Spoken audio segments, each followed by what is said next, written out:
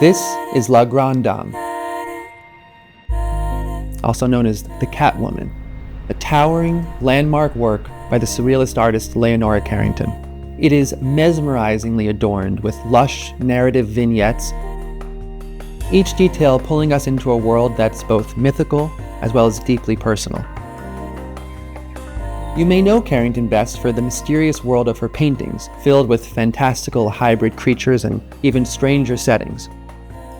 La Grande Dame is exceedingly rare and special in that it brings the wondrous world of her paintings to life in 3 dimensions.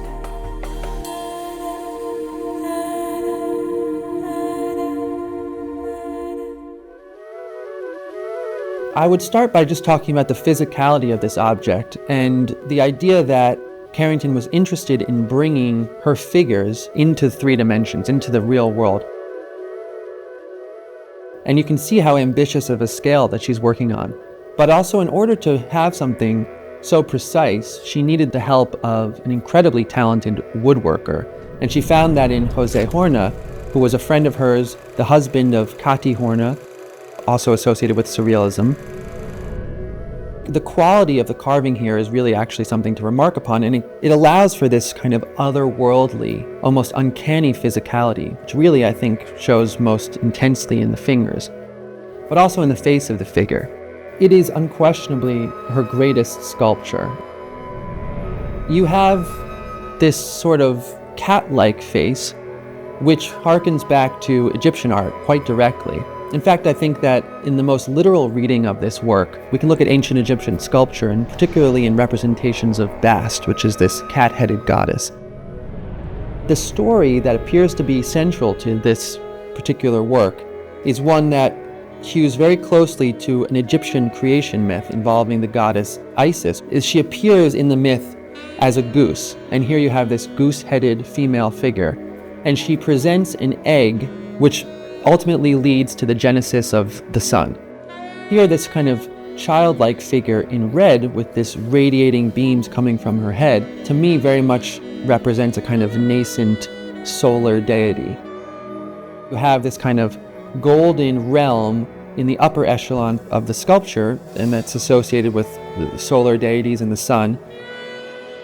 As you go down, the palette changes to one that's much cooler until you get to here, where you have this figure which appears to be floating and which is sort of kissed or at least sort of guided by this fox. Now, in Celtic mythology, the fox functioned a bit like the entity that would bring souls to the underworld. And if you look very closely, you can see that this figure has 2 faces, one kind of serene, floating and looking up into the world of the living, and one skeletal and kind of terrifying, which looks down into the world of the dead. So in much the same way that we talk about the themes of rebirth and regeneration and associate that with the egg, of course, that's very, very clearly associated with the idea of a cocoon. And it also kind of connects to the nature of this figure as having this sort of butterfly-like visage. The back of the figure equally speaks to this sort of journey and this process of rebirth and regeneration. You have this dandelion figure cradling this floating orb, which to me is very much representative of a seed or of the genesis of something, whether it's an idea or something physical.